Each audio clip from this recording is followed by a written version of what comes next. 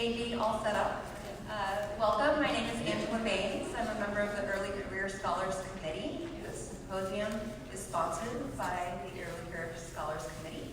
We have 4 distinguished guests presenting their work on intersectionality and its application to social change. So I'd like to begin with our first speaker, Danielle.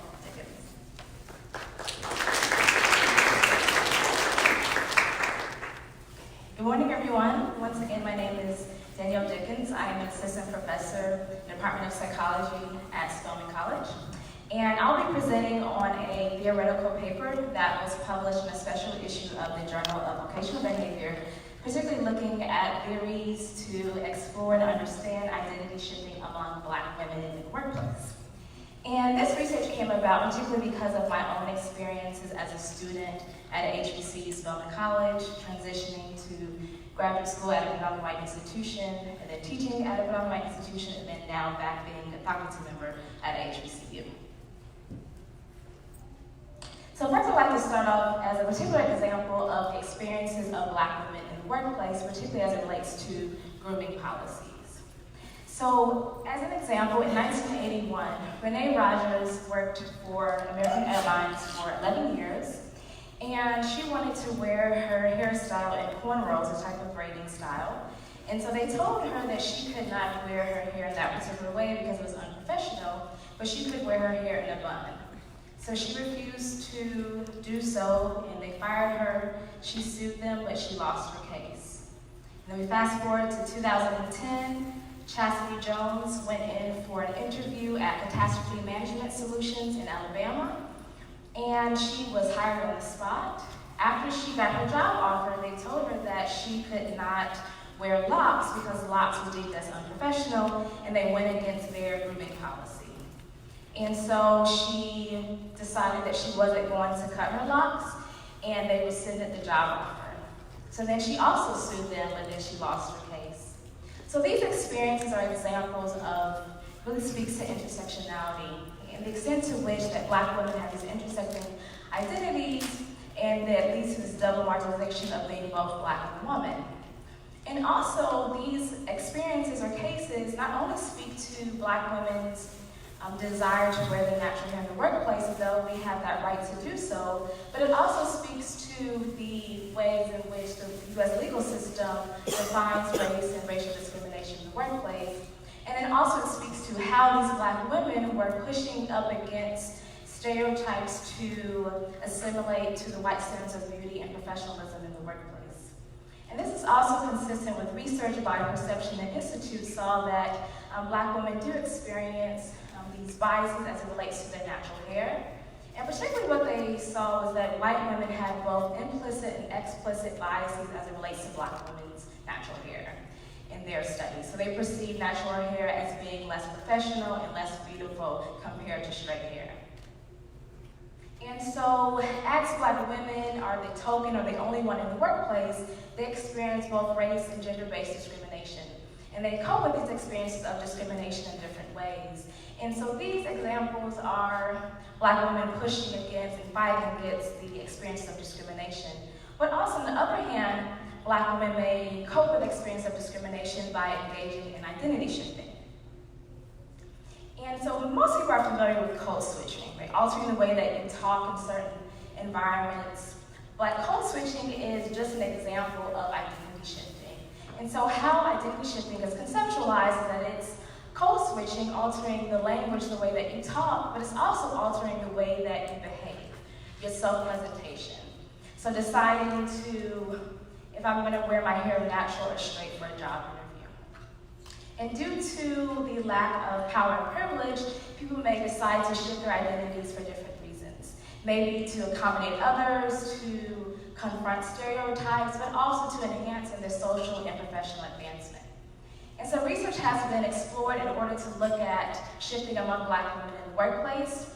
So one study in particular by McDowell looked at Black female athletic directors and how they shift their identities. And so these athletic directors talked about how they were assertive but softened their approach because they did not want to appear as aggressive. And also I published an article, myself and my colleague, in Sex Roles that looked at the experiences of shifting among early career Black women, and particularly looking at the benefits and costs of shifting.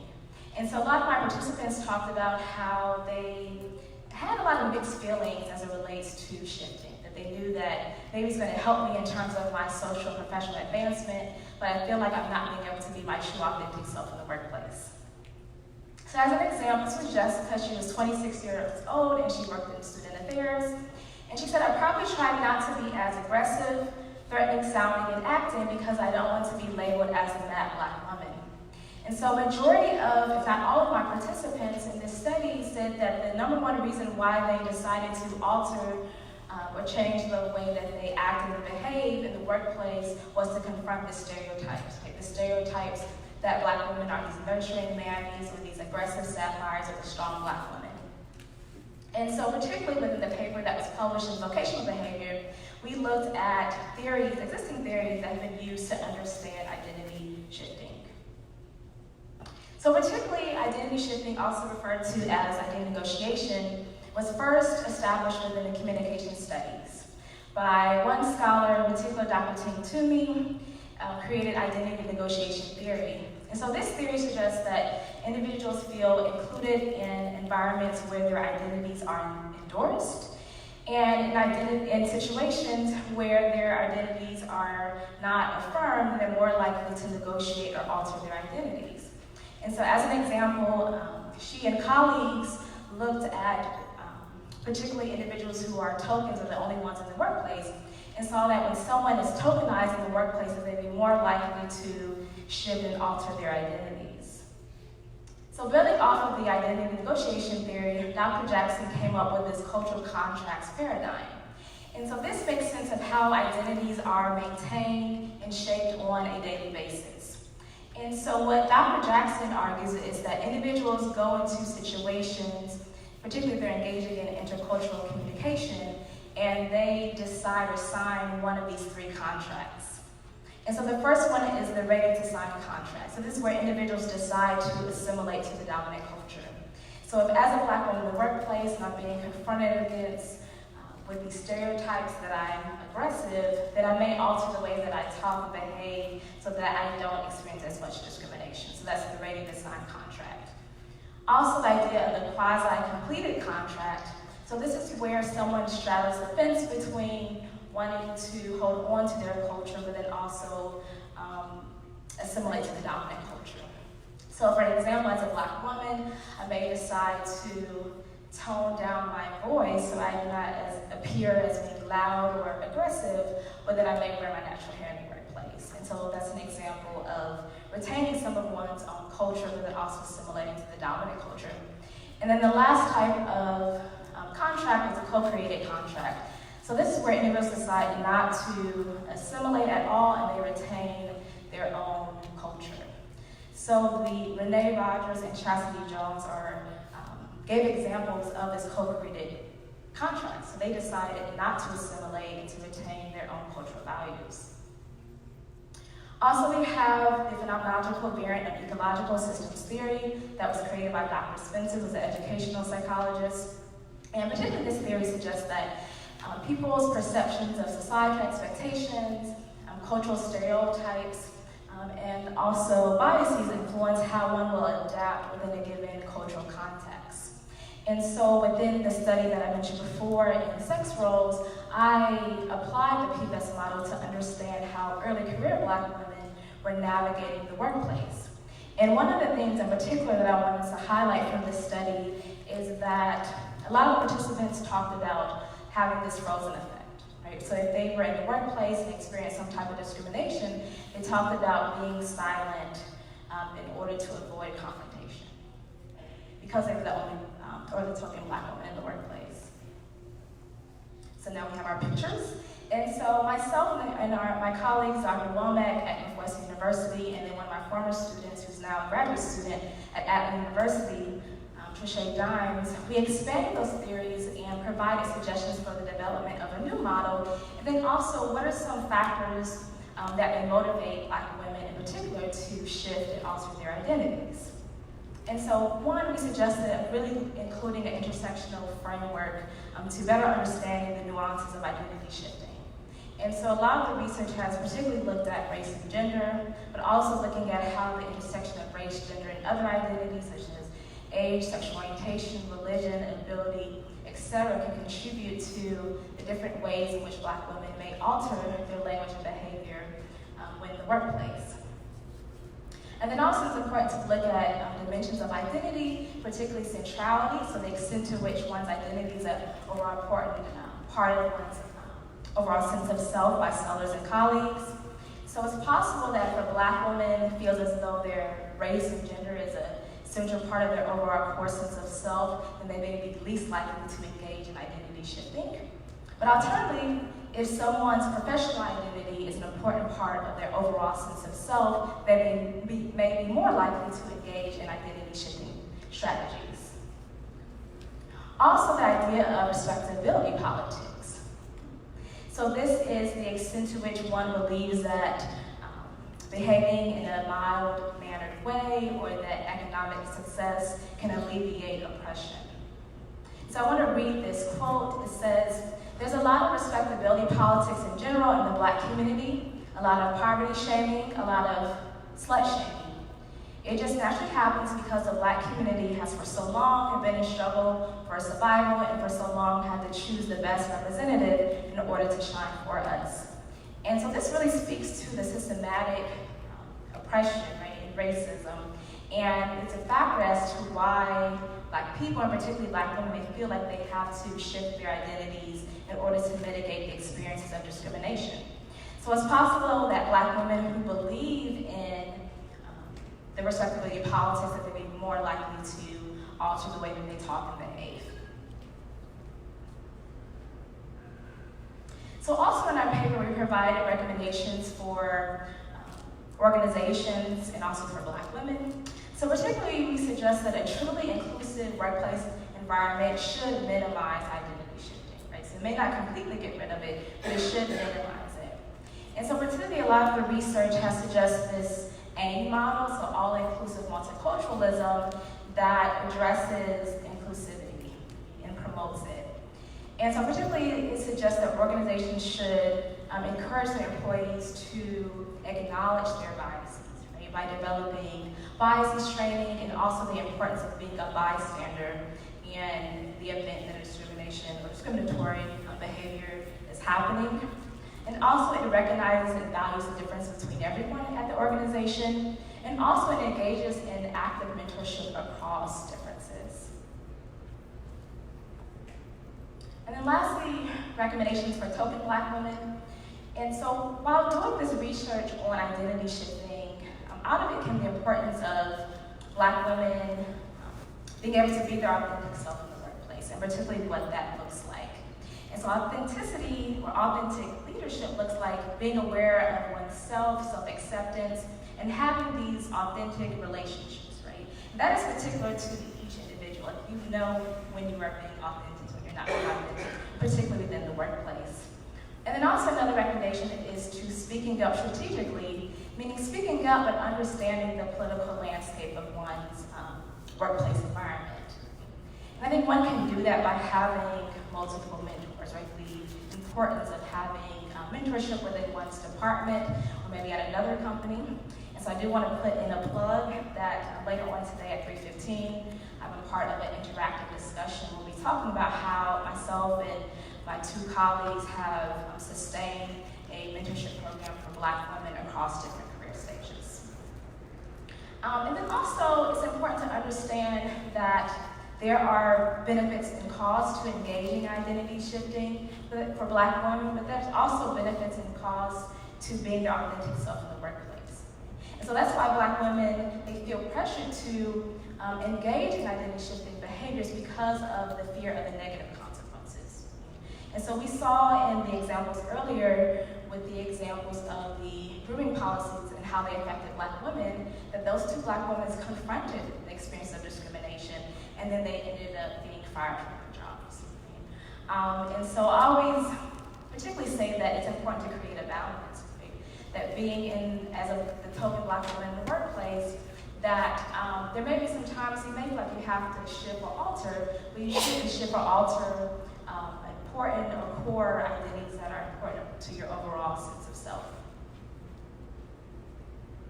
I want to end here with a quote by Audre Lorde that it's not our differences that divide us, it is our inability to recognize, accept, and celebrate those differences.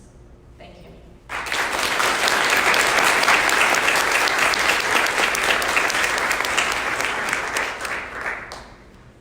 have time for one question for Danielle.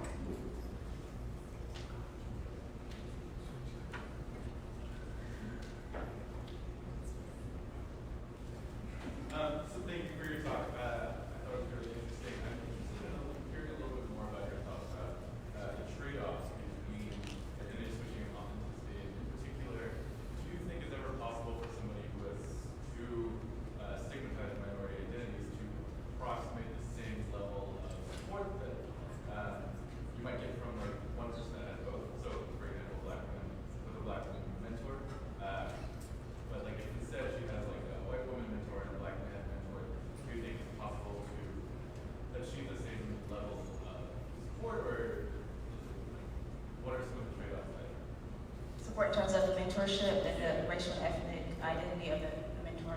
Yeah, I think that it depends on the context, and I think it also that mentors can provide different needs of the individual. Right? So, for instance, that maybe I think it also depends on what they value. And so I would say if the black woman is the token or the only one in the workplace and they're struggling with how do I navigate this space as a black woman, I think that it's ideally that they can find a black female mentor.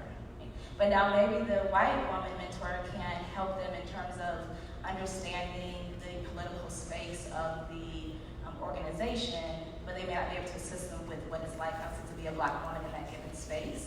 So I think it really depends on the context and thinking about what can I get from these different mentors. So maybe the white woman or a white man may know more about the lane of mentorship from another black woman.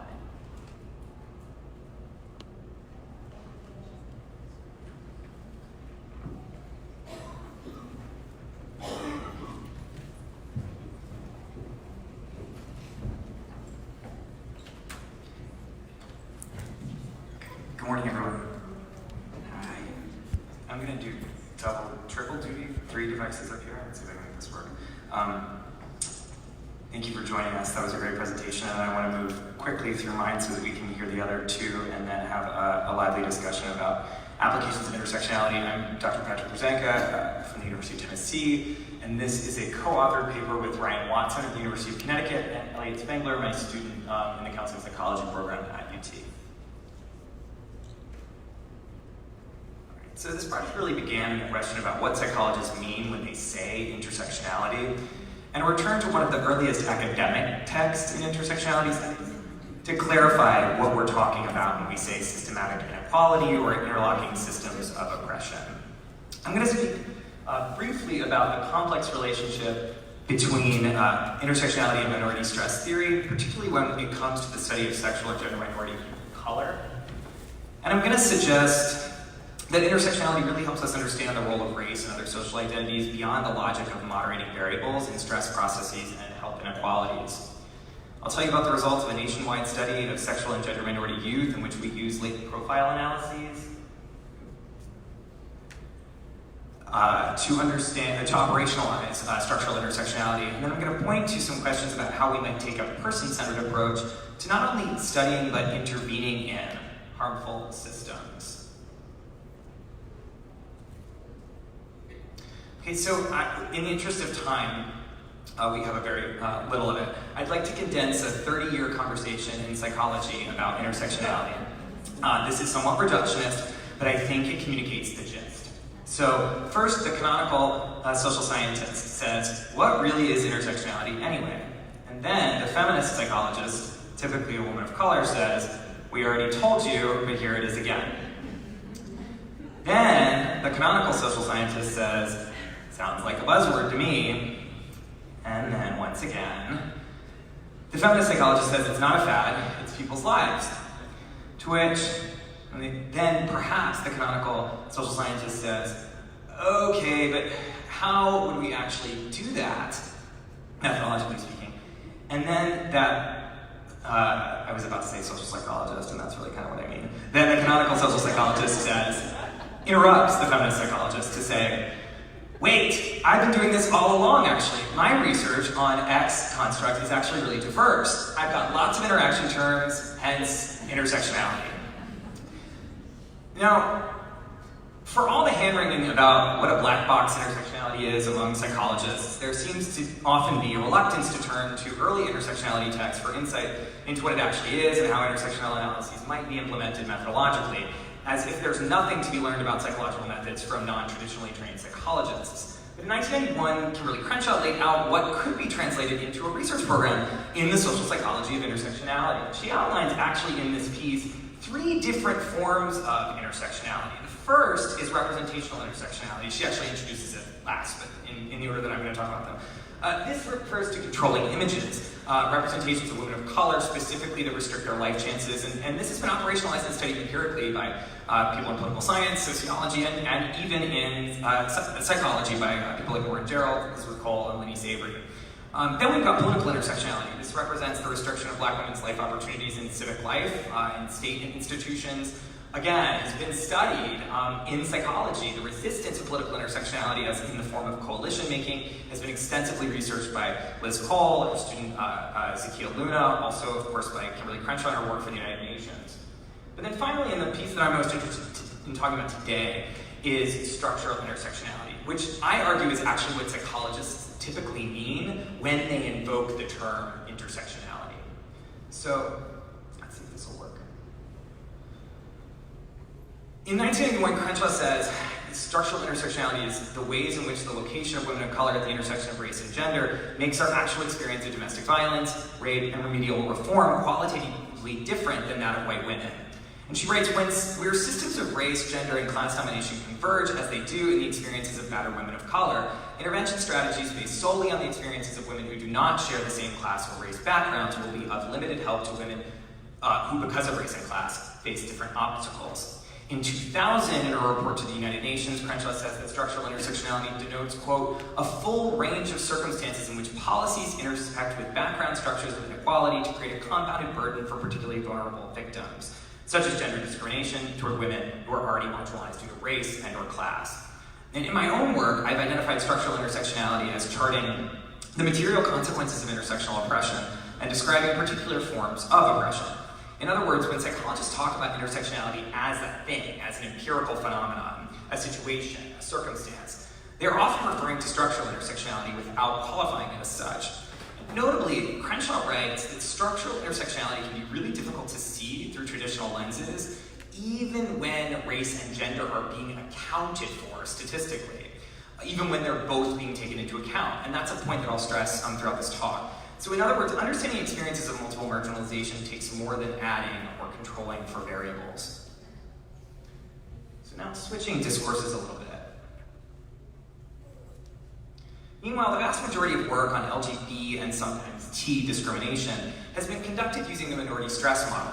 And while much of Meyer's work does attend seriously to race and ethnicity, the vast majority of the minority stress model and theory research in the broader literature on LGBT psychology does not, nor does it take an intersectional approach. A critique most incisively offered by Black feminist health researchers, including Wisdom Powell, Lisa Boleg, as well as folks like Pascalupo, Kim Balsam, even Negin Ghavami, and others.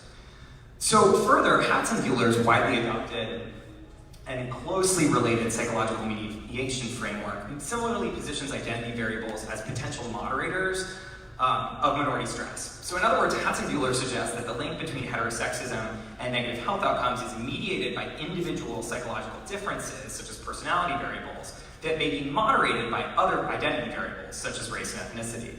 And this kind of approach to understanding and documenting oppression privileges one social system, that is heterosexism, over others, and neglects to recognize first the ways that these systems, such as white supremacy and capitalism, co-constitute each other and produce unique intersectional forms of discrimination, such as gendered racism and sexual prejudice.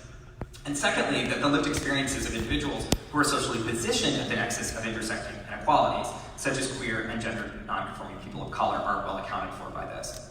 So likewise, while Hatzenbuehler's operationalization of structural stigma shares consonance with intersectionality's commitment to identifying and critiquing structural dynamics that affect health, well-being, and life chances, structural stigma implicitly reflects a single-axis way of conceptualizing and measuring environmental factors that influence mental health for members of stigmatized groups, whereby various social positions are thought to potentially moderate or co-vary rather than co-constitute.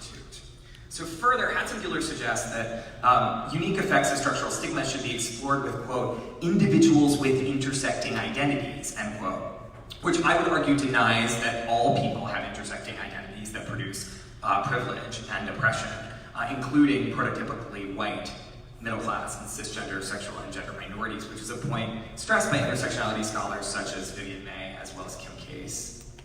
So let me talk to you about the data that we've got here. I'm just going to put all three of these up right away. Okay, there we go. So the first overarching research question of the project is, how do LGBTQ youth experience structural intersectionality or the social environmental conditions that place them at various positions of disadvantage relative to their intersection social identities? We took a person-centered statistical approach, latent profile analysis, that enables us to see patterns of discrimination and experiences of violence rather than simply examine relationships, that is with cross-sectional data, effectively correlations among variables.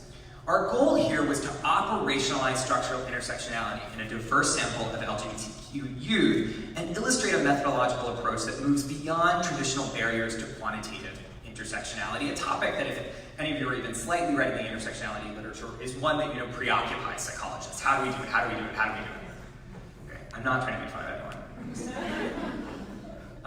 Okay, so these are the data. I didn't collect these data. These were collected by Ryan Watson in collaboration with the Human Rights Campaign. And many of us have big critiques of the Human Rights Campaign, but I think that this is a really beautiful illustration of strategically leveraging the power of a dominant institution to get really important access. And that's what Ryan did. So this was 2017 LGBTQ National Teen Survey. About 30,000 people took it, and 17,000 or so were usable survey responses. They used a ton of measures. I'm only going to talk about a couple of them today, but let me tell you a little bit about the sample, which is reflected then in the subsample that we were able to use.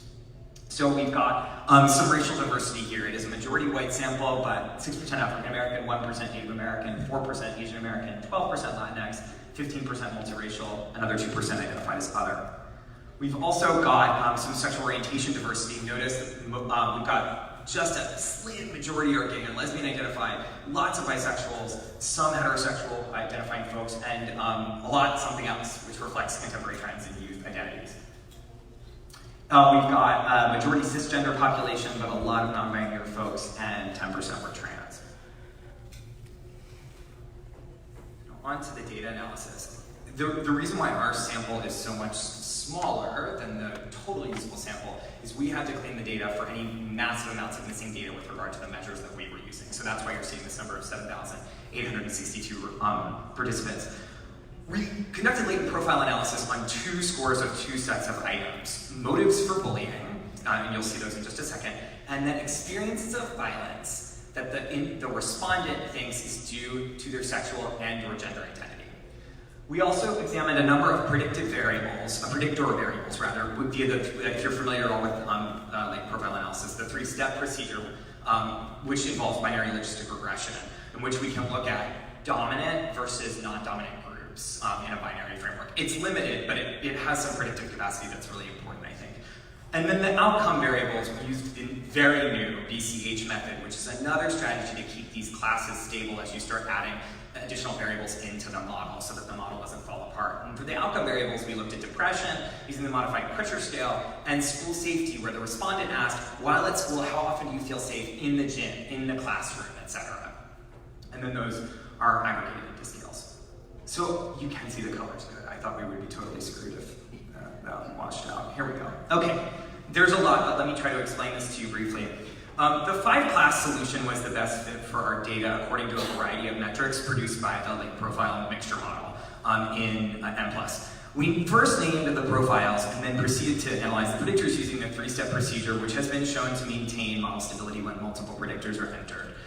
The first group it's the blue line, represents a large group of respondents who experience bullying based on their perceived gender, sexuality, and gender performance, but not on disability. So we called this group the prototypical queer targets, and it represented a really large group of 1,608.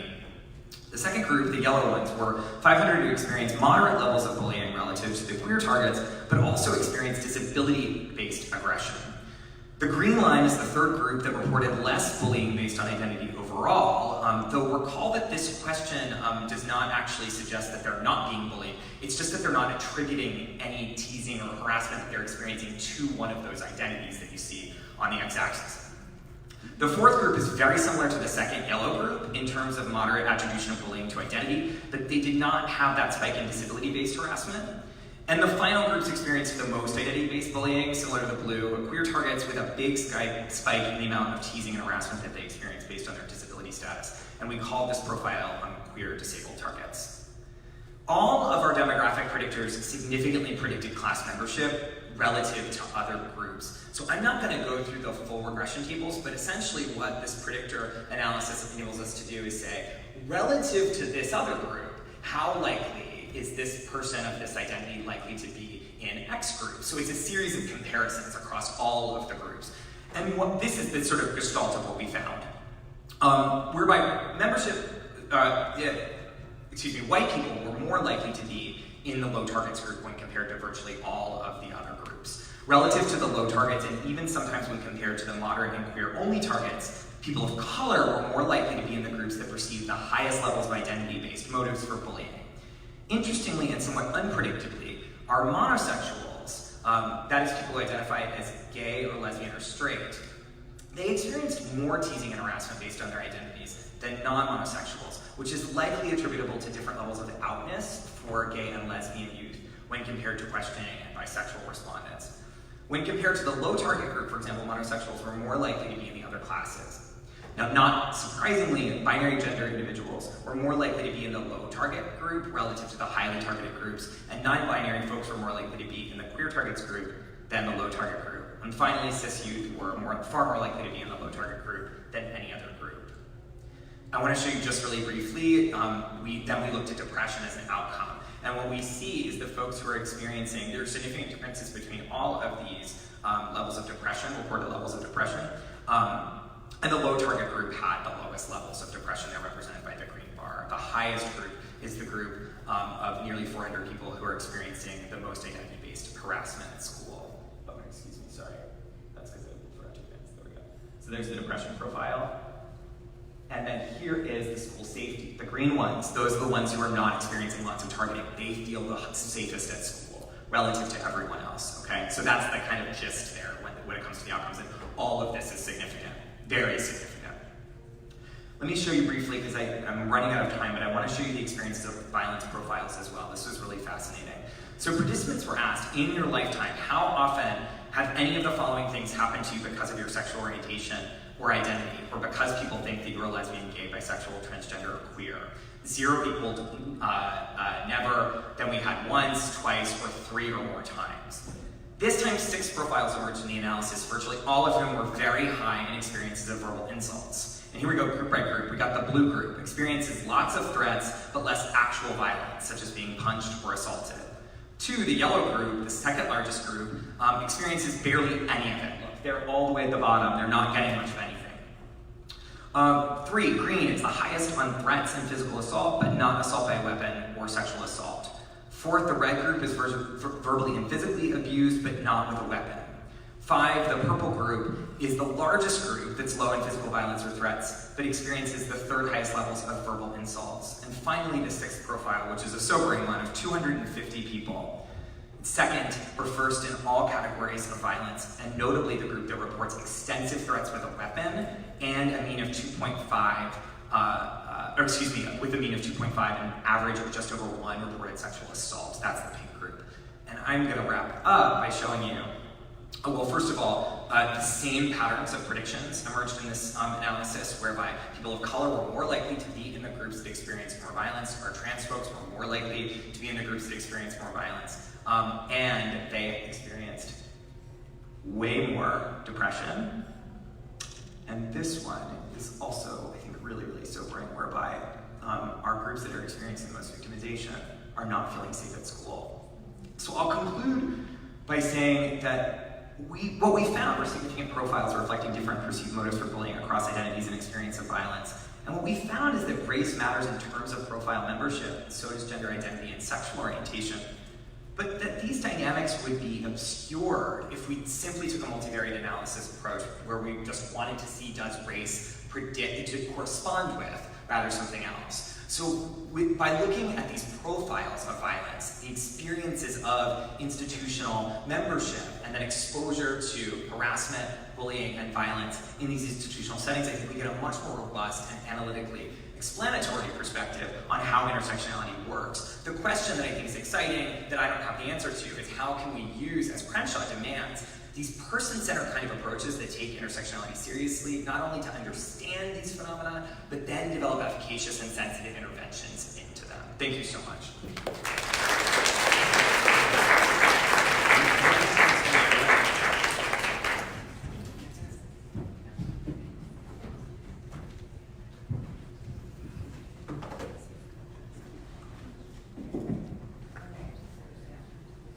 Hi everyone, we are running out of time, so I'm going to talk really quickly, but I talk quickly normally, so it's actually good for me, so sorry in advance for how quickly I always speak. My name is Gaither. I'm an assistant professor at Duke University. I'm really excited to be a part of this panel today, so thank you for SPSSI for organizing it. I am really interested in these questions of identity, belonging, and flexibility, and I need this weird awkward clicker here. Mainly as it relates to multiraciality, which is what my work's been focusing on a lot to date, but just for those of you of interest in the room, we are pushing a lot of these discussions right now in our lab to look at gender identity, flexibility, masculinity threats, and things of that as well. So I wanted to start off by first showing you a picture of the 1860 US Census. So think all the way back to 1860, they acknowledged 3 different racial categories: white, black, and mulatto. And I wanted to start with this image because it wasn't until the year 2000, okay, you can do the math there, where the United States government finally allowed people to mark more than one racial or ethnic background on our government forms. Even though back here, when we were trying to maintain certain status quos and high positions in society, we have really not acknowledged this mulatto or mixed race group throughout most of our research. Most of our forms, even to this day, are still pretty inaccurate at allowing people to mark the boxes that really reflect who they are. When I moved to North Carolina, they actually didn't have a biracial box for my driver's license, for example. So my driver's license has a blank line next to the word race, because the only option I was given was other. So we're still working on this, even though historically this was always a group that has always existed. For those of you not as obsessed with this topic as I am, this is some census data that shows how our racial and ethnic groups are changing over the next few years. And really all you have to see here is this yellowish bar are non-Hispanic whites, so your regular white people. That bar is going down, which means that group is decreasing, which is creating lots of new threats and questions about racial hierarchy and power and dominance in our society. For the sake of the talk today, the red bar on the other end of the spectrum is that multiracial category, which is the fastest growing youth population in the United States, and the majority of our health and education research has largely ignored this group. If you're interested in other fast-growing populations, the Latino, Latinx, Hispanic populations are the fastest-growing adult group because of immigration patterns, but still an important group to be considering. So there's some recent reviews that were done by Diana Sanchez and Margaret Shee that show that over 19 studies find that overall multiracial people do positively identify with their backgrounds when given the option to do so. They appreciate and empathize with both of their backgrounds. They have this flexibility to a certain extent. And there's some research to suggest that they're better able to function in both majority and minority spaces because of this identity flexibility and code switching, as we heard from one of the first talks today. But there's not a ton of behavioral evidence that actually supports, well, what kind of benefits can this actually bring the multiracial demographic? So in one study I did in graduate school, which I wanted to highlight here, this is my first time at SPSSI, so I'm excited to meet all new research collaborator friends. I recruited 56 biracial black-white individuals to the lab. Half of them were asked to write about their mother or father's identity depending on which parent was white or black, although the majority of our sample did have a black father and a white mother, representative of the common marriage patterns. And then they went into a videotaped interracial interaction where they interacted with either a white or a black Confederate participant sitting across the table from them. So what I wanted to know is if I get a biracial person to think about the same racial identity as someone sitting across the table from them, would you see more positive same-race interaction outcomes, less anxiety, more eye contact? versus if they were thinking about a different racial identity, so your white identity, thinking about being white and talking to a black person, would you see more typical, negative, stressful cross-race interaction outcomes? So I'm going to show you 2 short video clips to highlight some of these behavioral differences. I also encourage you all to listen to the content of what these 2 participants say in this actual interaction study. So this first one is a biracial black-white individual reminded of his black identity. He is talking to a black partner who's sitting right about here, and he's answering the question at the top: do you know people who have benefited from affirmative action? And I'll ask the doctor. So possibly myself, and I'm the type of person where, whether or not they benefit from it, it doesn't affect how I feel, and I don't think it cheapens my, sort of achievements if I did benefit from it.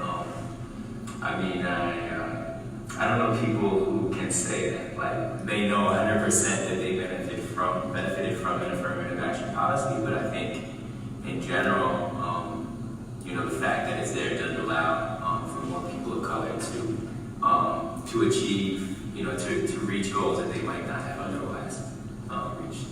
Okay, so overall pretty positive, as hopefully you all saw. He was making eye contact. He also said myself and other people of color. So keep that in mind while we show you a clip of another biracial participant. She's reminded of her white identity, also talking to a black partner, answering the same exact question.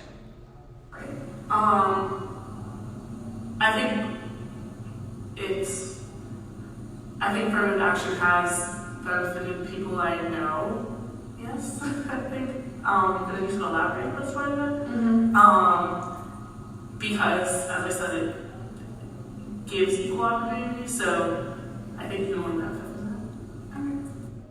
So hopefully you all saw, it hurts me every time I play that video. She's very uncomfortable. She can't even really remember what to say, what the question was.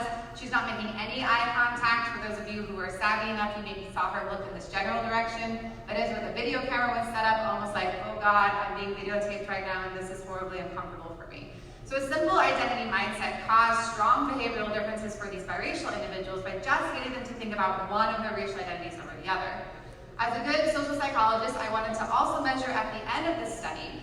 My behavioral intentions were my main focus, but I wanted to know was I actually shifting their racial identities in different ways. So we asked all of our participants at the end of the study, how much do you identify with other biracial people, white people, or black people? The colors are a little hard to see, but what you'll see in our first comparison here is biracial people thinking about either their black or their white identity, we're still all equally identifying as being biracial at the end of that interracial interaction study. So I wasn't taking away their biracialness. However, in contrast, when you look at our participants who are asked to think about their white identity, they self-reported at the end of the study identifying more with other white people, and you find the opposite for those reminded of their black identity, they self-reported identifying with other black individuals. So this is a manipulation check to a certain extent, but for me as a biracial researcher, this is some of the first evidence to show that our singular identity frameworks of us only being able to acknowledge one identity at a time really doesn't fit in with all of the different populations that everyone in this room may be recruiting. They're identifying here with one racial identity and also with being biracial at the same time, within the same social domain, trying to push these questions of intersectionality and multiple identity and group belonging to a new angle. Another way I've looked at this was to see, can we see this outside of a race-related situation? Are there other benefits on identity flexibility and thinking about yourselves as belonging to multiple groups? So I recruited 58 multiracial people for a separate study and compared them to a group of monoracial individuals. They were majority white and Asian in this study. We know from a lot of creativity research that studying abroad or thinking from a different perspective can temporarily boost creativity and problem-solving abilities. So what I wanted to know was, if you actually had them to write about their racial identity, could that also shift flexibility and creative problem-solving abilities? So for multiracial people, thinking about your multiple flexible racial identities should, in theory, boost your creativity and problem-solving abilities. And for our monoracial populations, thinking of their singular fixed identity, you shouldn't find that boost in flexible thinking.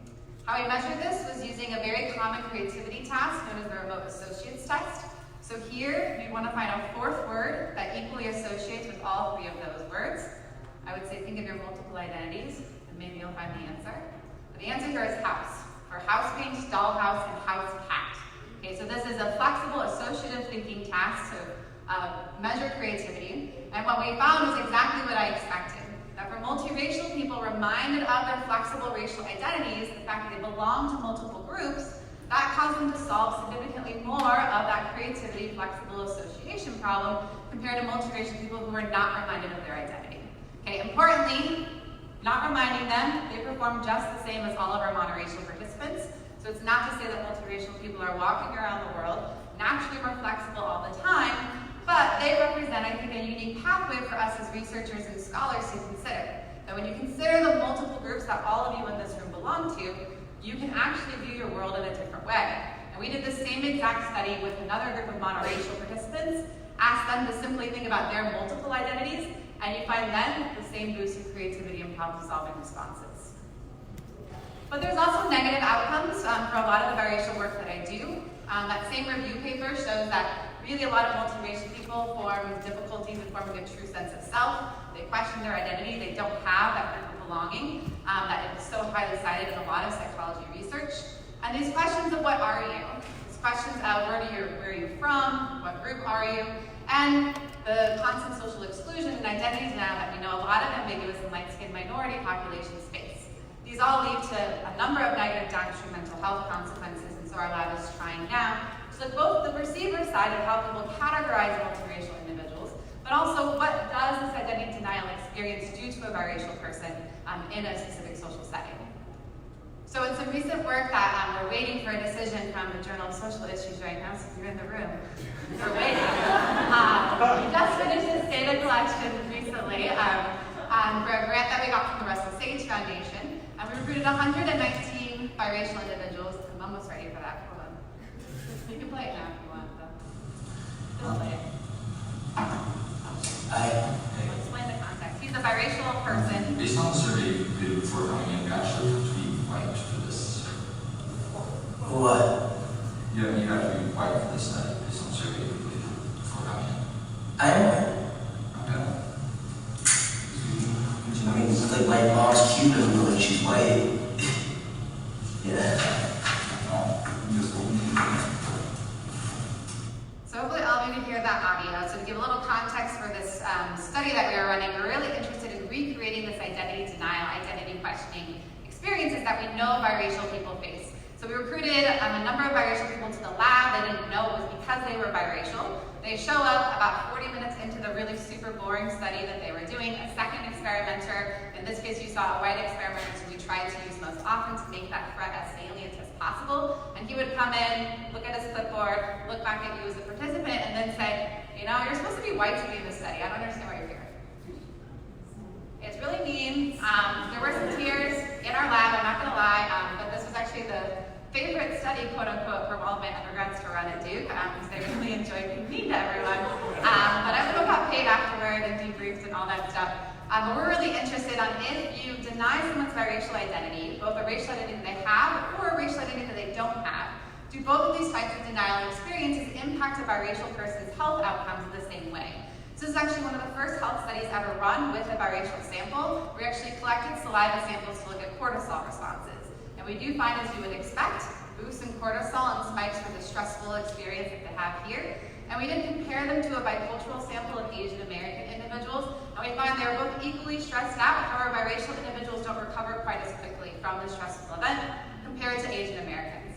Now, there could be some practice effects to this, depending on how often you're facing these forms of discrimination, since we also know Asian Americans face identity questioning as well, and constantly being questioned on if they're foreign or not. So we're really excited to be following up this research in the future. The other thing that we don't know, as a direct follow-up from the study, is does all social exclusion hurt the multiracial demographic the same? So to build on this question of the fact that our identity frameworks are really only focused on one group at a time, multiracial people belong and claim multiple racial groups on any given day. So what my grad student, Grzanka, and I are doing right now, we need about 20 more multiracial people to finish it up, is we bring people again into the lab. They don't know it's because they're biracial.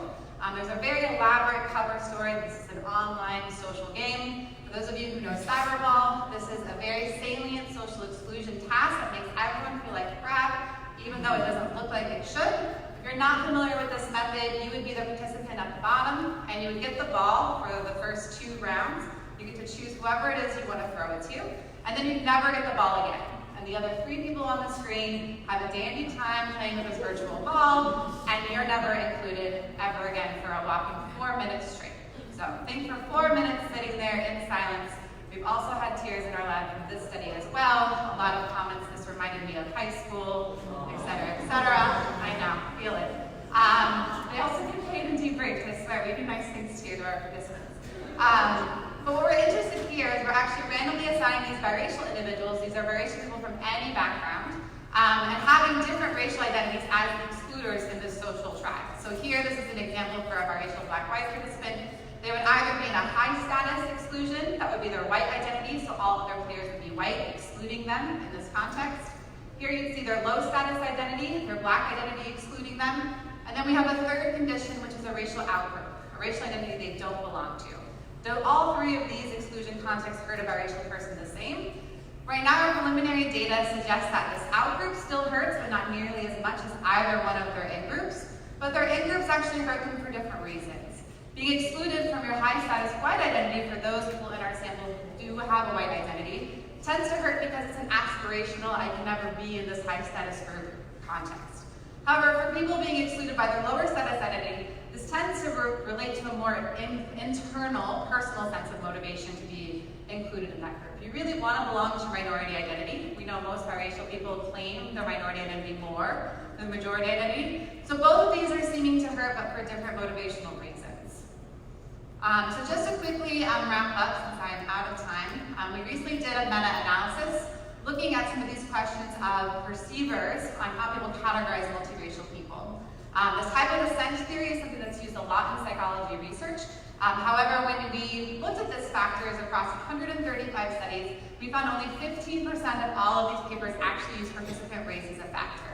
This is the one-drop rule on how we assume if you look one drop something not white, you're automatically going to be categorized into that minority group. When you look at just white participants across these studies, you find that effect size goes up, which is what you would expect. However, when you look at anyone that's not white, the effect goes completely away. So again, this is evidence to suggest that we're using these theories in psychology that are really grounded on a lot of white participants. It's one side of the story on how it is biracial people are seen and perceived. So very briefly, we ran a study with adults and kids trying to test this explicitly with different racial groups. We actually used real biracial faces because a lot of the research uses computer-generated ones, and just asked adults and kids to categorize this face as either white or black.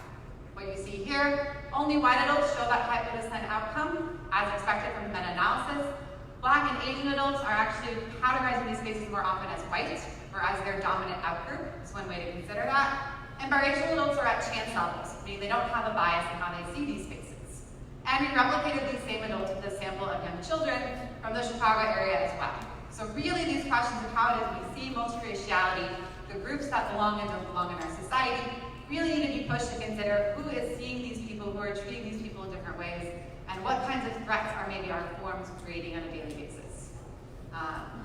I will skip this. This was a recent paper we just had accepted on biracial stereotype development.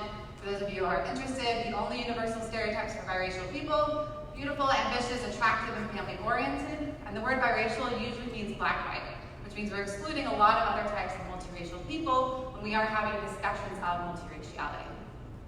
So with that, I will just leave this here, pushing all of you to consider the singular fixed identity frameworks we all use in our research and how we can make them more inclusive for the demographics we have today. So thank you.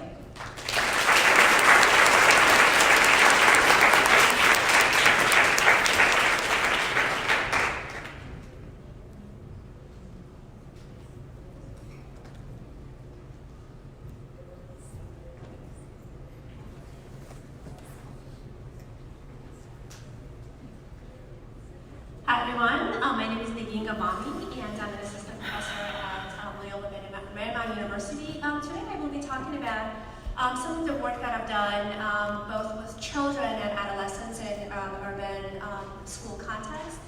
And one of the things that my work is trying to do is to really bring the developmental perspective to the discussions of intersectionality. And the assumption is that intersectional experiences and perspectives sort of come up when you're 18 or when you're an adult. And the question is, when are some of these processes coming up online, and what are the implications of this for things like intergroup attitudes, bias, and perception? So, So my work context, my research context is the urban context. I'm a product of LA USD, so this is a context that is near and dear to me. And as you can see, these are the top 4 large public school districts, urban public school districts in the US. And the majority of the student body are minority students. So for example, LA University, that's where I work with. If you look at the top sort of black bar, that's the population of white students. And the increasing proportion of biracial, multiracial students are actually sort of present. And you'll see some of that in the sample, and I would love to talk to you more about that to see sort of how we can better understand the experiences of biracial, multiracial children and youth when we discuss issues of intersectionality.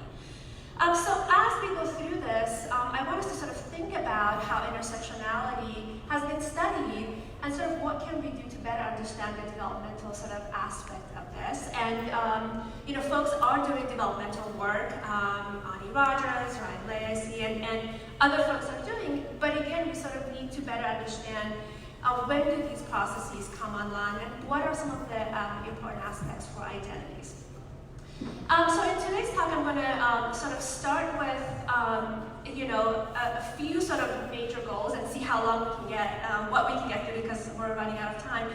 But I want us to sort of consider different methods to assess it. So a lot of the intersectional research with adults has sort of adopted a unique perspective in terms of bringing different identities together. But when we talk about children, let's say elementary school kids or middle school kids, how do we ask these questions of these youth?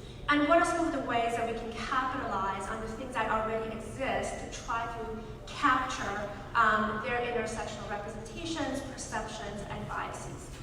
And then I want us to sort of think about, you know, bring down some of these sort of macro level perceptions or macro level issues that intersectionality folks have talked about and bring it to sort of a level where kids at this point are sort of dealing with, right? So how do their increasing or developmental understanding of systems of power, privilege, and disadvantage in a context of urban schools where minority students are the majority, what are the dynamics there, right? So let's study these issues from the perspective of folks who have been underrepresented or excluded in our research, right?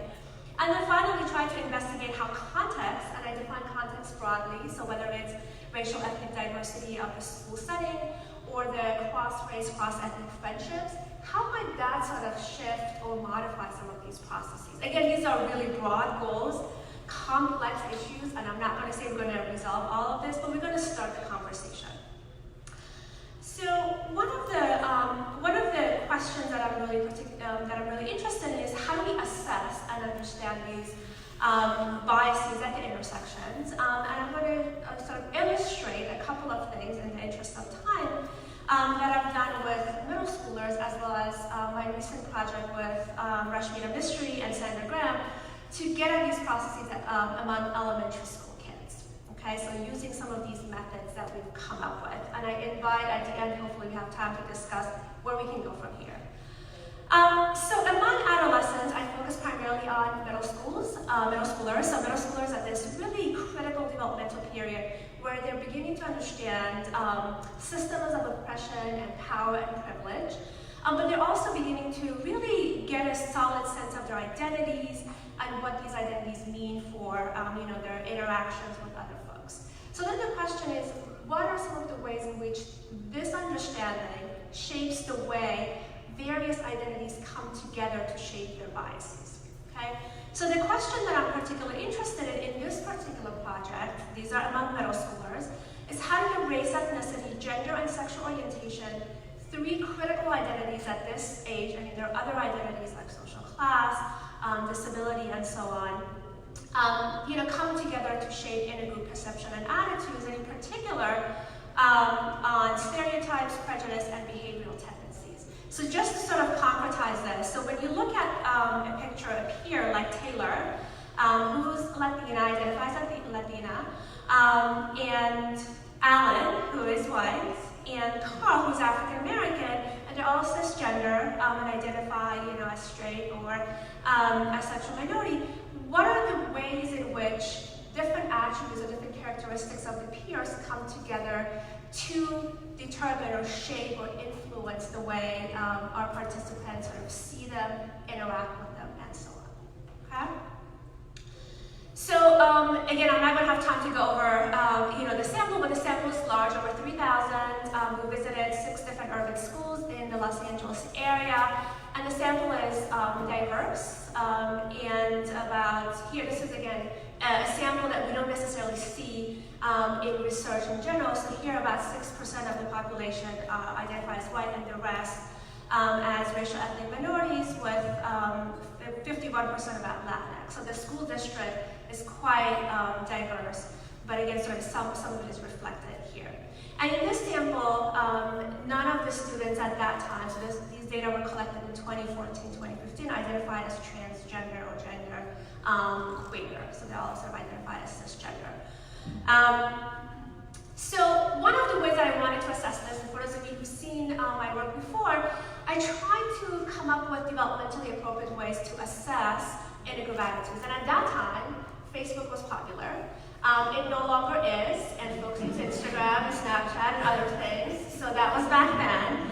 But what we thought, and this is very sort of social psychological in nature, is to come up with a paradigm that would at once bring these identities together, allow us to sort of test some of these, complex questions, and not compromise the way, kids sort of see it and do it every day. So, when we did a pilot study, Facebook was great.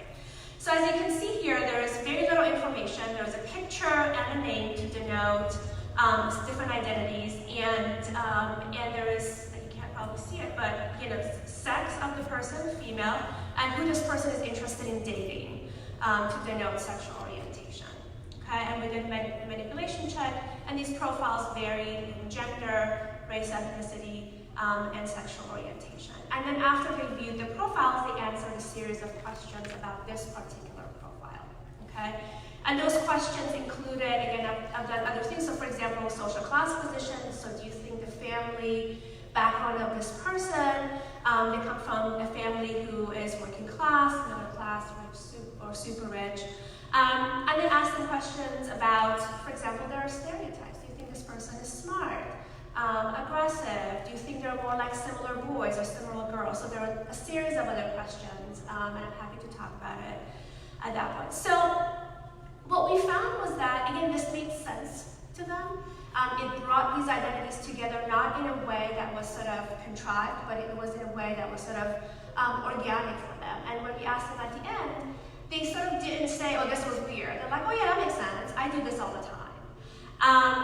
And when we looked at some of the patterns, we really saw that these, first of all, these kids, these young people, these are middle schoolers, 6th through 8th grade, they have very complex attitudes. So the assumption that kids don't know at this age, it's sort of very simplistic. And so I'm just going to illustrate some of the results that I found, because we're not going to have time. So I'm going to present the results for social class position, and to see to what extent race, gender, and sexual orientation of the Facebook profile determined or shaped the stereotypes that they have.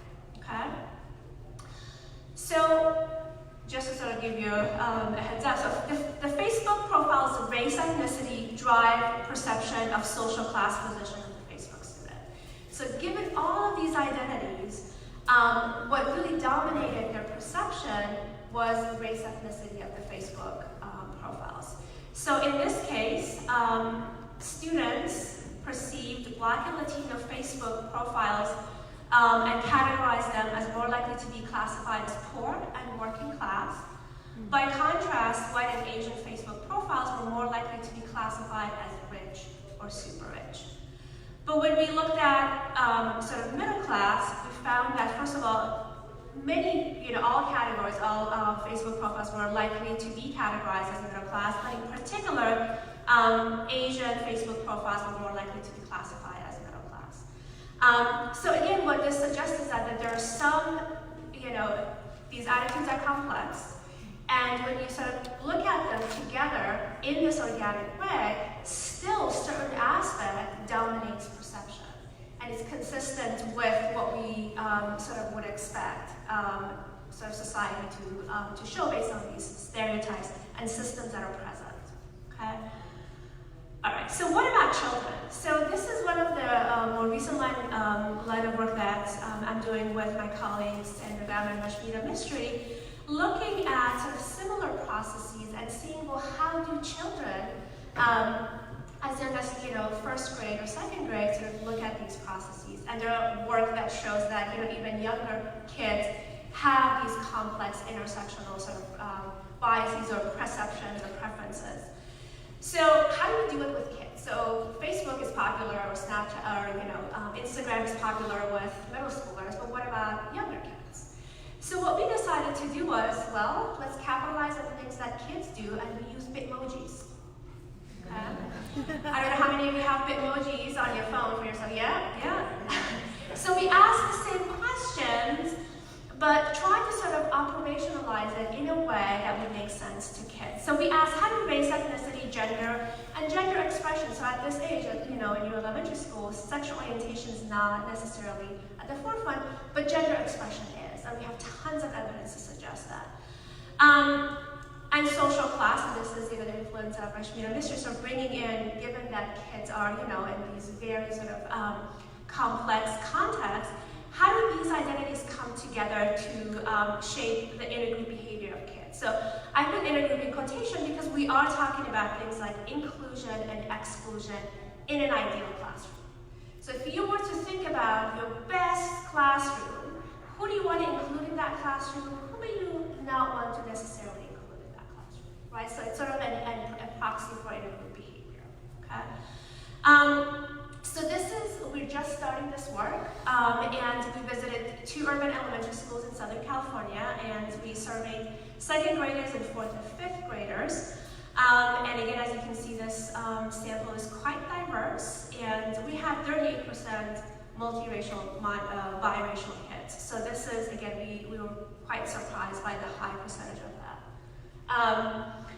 Okay, so here's what they saw. So I'm hoping that you can see this, but what we did was we enlisted our undergraduates to help us create these Bitmojis. And these Bitmojis had either gender-conforming or gender-non-conforming kids. And when we talked to kids, they said things like, oh, if a boy wears a dress, he's not like a typical boy. So they gave us how to create these Bitmojis. And these Bitmojis also vary by sort of perceived phenotype that sort of was related to race and ethnicity. And we piloted that with kids, so they gave us sort of information because there is no name or anything attached to this. So again, these are preliminary, and we're working on to revising this to make it even better because remember, as you can see, all the houses look the same. So the kids are like, well, why are all the houses the same? Can't you select different houses? So it was really interesting to sort of having this collaborative process with children to help us, make it better. And what we're seeing is that there are a few identities that are dominating their perception when it comes to inclusion and exclusion. So I'm going to quickly go over them. So I'm going to present the preliminary results for boy participants, and the pattern is identical for girls, but in the flip side. So on the x-axis, you see gender typical, gender atypical. So these are the misnomers that we can talk about. I have a problem with, but anyway. So for the inclusion, what you find is that gender typicality or gender conformity is dominating perception. So what kids are doing is that, irrespective of what the race, ethnicity, or social class of the Bitmoji is, what they're including, what they're using to make these decisions is whether the person or the Bitmoji is like most boys or not like most boys, okay? And for exclusion, so the bottom 5, is basically the flip. So basically you would exclude kids who are not like typical boys if you're a boy, okay? And for girls, it's sort of the same pattern. So you would include girls who are more like other girls, but you would exclude girls who are not like typical girls. And again, this is what's dominating, aside from everything else. So one last thing, so about the context. So I looked at cross-group friendships and whether or not cross-race friendships in particular fact that it made any difference in terms of these patterns. And what we found was that, yes, they do.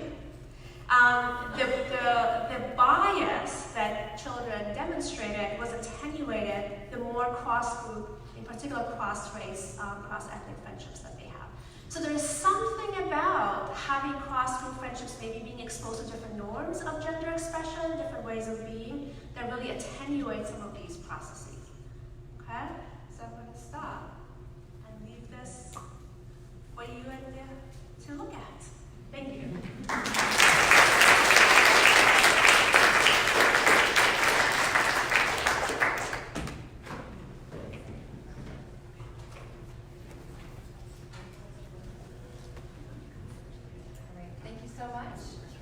Has questions for our speakers, I'm sure they're going to stick around for a couple of minutes. Please join us tomorrow evening for the networking and social event.